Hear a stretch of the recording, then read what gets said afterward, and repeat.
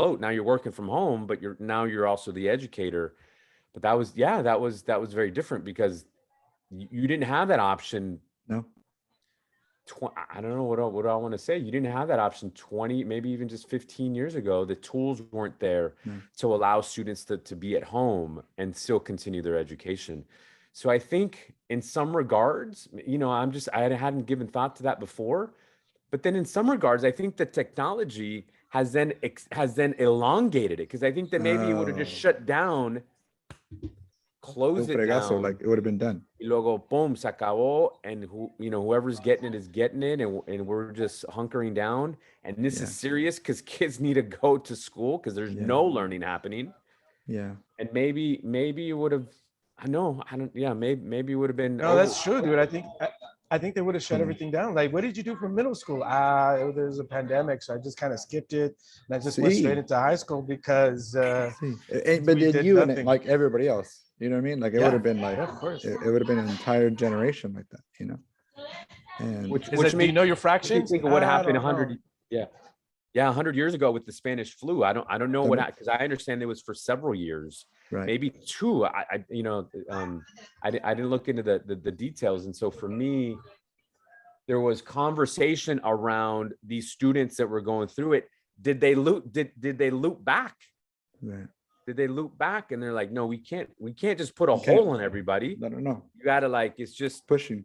síganle pa'lante, and See. so that's what talking to teachers that the kids, I was in an educator leader space this past weekend. So administrators, right? School leader space, assistant principals, district leaders, superintendents, and folks are just, they're at wit's end. They're just really tired. They're really tired and overwhelmed. See. And even with the largest educational budget in the history of California, the resources are not there. I'm not just saying just to support students, but I'm saying to fully support the educational leaders. And unlike appropriately so, the nurses, the doctors, the Right. first, right, the medical field that have gotten some kudos, maybe not fully. I think educators have not fully garnered what they have done in this, and how they've pivoted really quickly and Right. done a pretty incredible job. And Right. I use that lightly. Anyway, yeah. No, agreed. But do you think it's this romanticism of going back to normal, right? Like this like, let's go back to how it was, whatever. Because I that's never gonna happen, y'all. Like I don't see it, even if mask mandates are off, even if whatever that is, like that normal, that's it. That pin was there or is there. This is gonna be the new normal, right? This I mean, I version like the of idea. gap like and it. loss and everything. Yeah, I was talking to Miguel the other day. I was like, so if it's a what do you call it? If it's not supplementing, if it's a not a if it's a supplement, not a replacement. Sorry, it took me a while to get that. A supplement, not a replacement. You know what I'm saying? I think, for example, my roommate currently is going to do a doctorate in Mexico online. You know what I'm saying? I think it's an EDD, and I think that's great. Yeah, I think that's great. I mean, for those people that are able to sort of tap into those resources, that's great. And so, to some extent, as educators, I want to continue being in the classroom. I want to continue sort of engaging with students on a one-on-one. There's a need, especially for first generation students or students that learn differently. You know, maybe people. I never took an online class, so I don't even know what that is. I don't even know if I can stay concentrated for that amount of time for an extended program. Yeah. But I do know that the younger generation is definitely a lot more disposed than we are, and there's a certain level of convenience, and there's a lot of students that are working or they're in different positions that they need that type of flexibility, Right. and that they can't be physically present. And so I think if anything, and the breadth and scope of influence for educators or institutions, or even for people like us that are trying to sort of, pass on knowledge or workshops or gather people outside of our immediate surroundings. Right. I think it's an amazing way to sort of make those connections, and I Yeah. think it has a lot of potential. And quite frankly, whether we like it or not, as educators and as a generation that's a little older, because we never did it, we didn't grow up with it. The new generation is definitely all up in there, and Right. they love it. Or I don't know if they love it, but they're definitely more comfortable with it, and they're going to get more comfortable as it becomes normalized even more. Right. But that's to my point, right? That we're not going backwards anymore, right? Like we're not all of a sudden gonna kill our Zoom accounts and not have all these things to get ready, and like this is it, right? So and when I was doing more in-person teaching at the college level, yeah, there's people still disengaged, there's still people like on their laptop, they'll whatever, but it's really hard to know what they're up to when I can't see anything. It's really hard to know how I'm doing or that feedback when I don't know what's happening. So I think that's the part that I'm looking forward to, the in-person thing again, right? Like what is this like real-time feedback that I'm getting? No, We're for not sure. And I getting. think Yeah. that there's the level of education that comes with common courtesy and how to be engaged, and because there's certain like literacy. There's definitely a literacy that needs to be developed with online etiquette, and respect, because there's just currently there isn't any. People are definitely doing different things, and as somebody who's trying to keep them engaged, it's hard to sort of know when they're engaged and when they're not engaged. Yeah. So I mean, to that point, how do, and I'll say, like, I'm trying to think of other space, like other leadership spaces, like let's call it a board meeting, right? A meeting, and you have folks, and let's say you're making a presentation, it's in the front of some room or it's on their laptops, but you can work the room. And so in a good teacher, right? You have eyes in the back of your head, quote unquote. So I think that there's this learning curve of having eyes in the back, the digital eyes in the back of your head, to be able, and there are tools to monitor, and you can shut off certain things, in my understanding, but it's also very different. And I was just talking to a former colega who's a teacher, high school teacher, just last night, and he was mentioning how you want to hold your students to high standards, high expectations, high standards, but that they're dealing with tremendous challenges, not only at home, but the mental health, right? Those kind of things. And so he finds himself accommodating in ways that oftentimes you would, like, there's a hard deadline, ponle, and he's finding himself to need to be more more accommodating, maybe I'll say, in a good way, humanistic, but not to meet the needs, to truly meet the needs of his students. But it comes at a tremendous cost and lack of I'm not worried about efficiency, but, like, in that way, like, it takes more time. And this colega is struggling with that high expectations, accountability, but meeting their needs. And so I'm thinking of, for our colegas, right, people that we work with, even our maybe immediate supervisors or colleagues, even our parejas, right? All aspects of our life. How are we doing those things? You just hit the $1 million question, right? Because they're the standards, they're the outcomes, they're the stuff that you want to hit, right?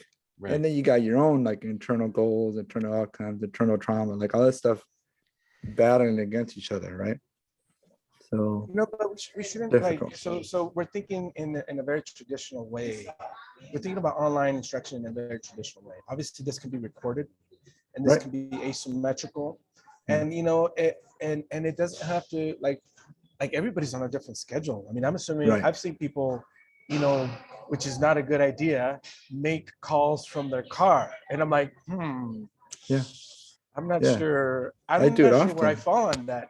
Like into a class or something like that. And you're like, all right, so this is not an ideal situation as a professor, as somebody who's trying to sort of guide everybody in this sort of like classroom, in this discussion, right?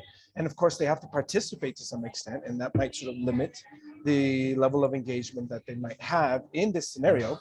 And if it's Yeah. the exception and not the rule that they're doing this, hopefully they're not calling you from the car every single time for class. There's Yeah. ways to sort of like have it recorded, keep them accountable, and demand, not demand, but like expect the same level of work, right? Yeah. Whether it be a paper or journal, or just maybe not the participation in this scenario, that can happen. Again, not in an asymmetrical way. We're not necessarily, and so we're thinking outside of our own needs as professors and thinking, all right, if we're focusing on the students and the student needs, these are scenarios that we might find ourselves in. Yeah. How do I sort of not necessarily accommodate everybody who's not engaged or who has all these different sort of like responsibilities during class time, but how do we sort of like get them educated, get them on board, get them in this conversation and engaged, maybe not at this particular moment, but once this class is done. It reminded me of years ago. There was I think a Saturday class I taught or something, but it was one of those situations where my students said, "Hey, professor, can I have my child come in? I just, my babysitter dropped and my mom couldn't." Like it was one of those situations, and my response wasn't like automatic, like, "Yeah, for sure, bring her in," right? Because it's a social work course that sometimes we go deep into things that, like, some people get triggered and all this stuff. But my response initially was, your cohort, right? And your child, right? And what we're about to talk about. So if you think those two things could coexist, then come through, right? Like bring your child, come through. But if you don't, then it's okay. Skip the day, right? Like it wasn't recorded, but you'll get the notes or whatever later. And man, it was such a struggle. There was a lot of emails back and forth. We eventually just had a phone call because the misinterpretation was, "You don't want my kid in my class," and I was like, "That's not what I'm saying." But what I'm saying is that we're about to touch into some subjects that are going to be triggering for adults, right, or for these learners, and having a child there might even be triggering for you, right? So I'm trying to think of the whole piece, right? Like comfortable. Is the learning going to happen? Are people going to be uncomfortable because there's somebody who's younger in the class, whatever that was? And then I really put the onus back on the student and said, your cohort, your child, right? Like, I don't know if it's a pretty mature teenager, right? Like, kind of, but if it was like a 5-year-old who's going to be pulling things and laughing at stuff, like, so have respect for your learning, but also have respect for your cohort. And it was such a battle back and forth, because even if it's social work or education, right, we automatically think, yeah, let's do it all for the kids. But sometimes, at least in that situation, I held it to like, well, let's do it for the learning, right? Like, what's going to be the better space of learning? And if a kid in that room, in that space, wasn't going to have people learn, then it wasn't going to be appropriate. But that was 4 or 5 years ago. Y ahora, there's kids on laps, right? There's people in the background. There's like people, feeding their babies. So now, like, was I a hypocrite then, right? Or did I just have to evolve, or did I have to just say, right? Like that's on my daily struggle list when I'm teaching. That's what's happening, because I go back to that one scenario when I gave the onus to the student, like, can you learn in this environment, right?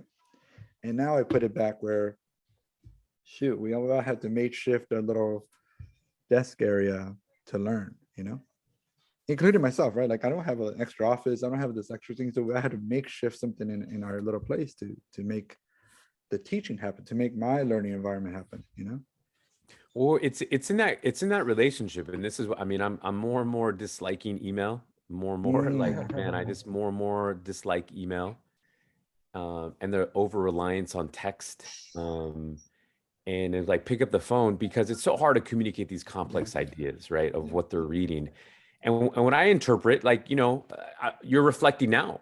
Yeah.